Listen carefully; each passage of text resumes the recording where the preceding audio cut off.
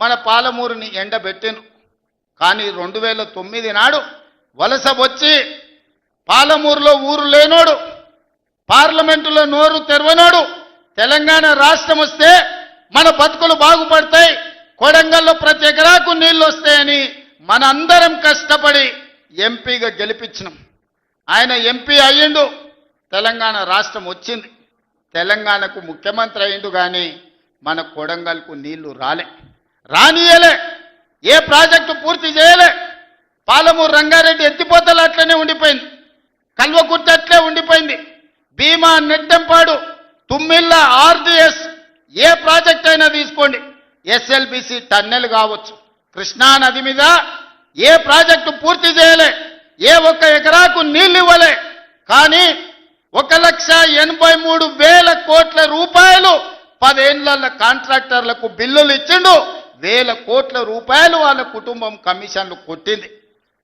తొడుక్కోవడానికి చెప్పులు లేకుండే, వేసుకోవడానికి బట్టలు లేకుండే, చిరిగిపోయిన చెప్పులతోని రోడ్ల మీద తిరుగుతోళ్ళకి బెంచ్ కార్లు వచ్చినాయి. ఒక ఆయనకు ఎర్రవల్లిలో 1000 ఎకరాల ఫామ్ హౌస్ వస్తే ఇంకొక ఆయనకు జన్వాడలో 100 ఎకరాల ఫామ్ హౌస్ వచ్చింది, అల్లుడికి మొయినాబాద్లో ఫామ్ హౌస్ వచ్చింది. వాళ్ళ బతుకులు బాగుపడ్డాయి, వాళ్ళకి టీవీలు వచ్చినాయి, వాళ్ళకి పేపర్లు వచ్చినాయి, 1,000 కోట్ల రూపాయల వ్యాపారాలు వచ్చినాయి, వాళ్ళకి ఫామ్ హౌజులు వచ్చినాయి. కానీ మనకు మాత్రం నీళ్లు రాలే. ఆనాడు కృష్ణానదిలో వరదలు వచ్చి అలంపూరు మునిగిపోతే అలంపూరు ప్రజల కోసం బంజారాయిల్స్లో నా ఇల్లమ్మి పేదోళ్ళకి ఇల్లు కట్టిస్తాను చంద్రశేఖరరావు చెప్పిండు. ఆయన ఇల్లు అమ్మలేదు, కానీ 100 ఎకరాల ఫామ్ హౌజులు కట్టుకున్నాడు. ఆ నిర్లక్ష్యం నుంచి 10 ఏళ్ళు చూసినాం. ఇక పాలమూరు ప్రజలు నిర్ణయం చేసుకోరు, మా బతుకులు బాగుపడాలంటే మట్టికి పోయినా ఇంటోడే పోవాలని పెద్దలు చెప్పారు. ఇక వాణ్యవనో వీణ్యవనో ఎవనెవనో మోసేది లేదు. మా బిడ్డ ఈ మట్టిలో పుట్టి ఈ మట్టిలో కలిసిపోయి మా బిడ్డ ఈ తెలంగాణకు ముఖ్యమంత్రి ఉండాలి,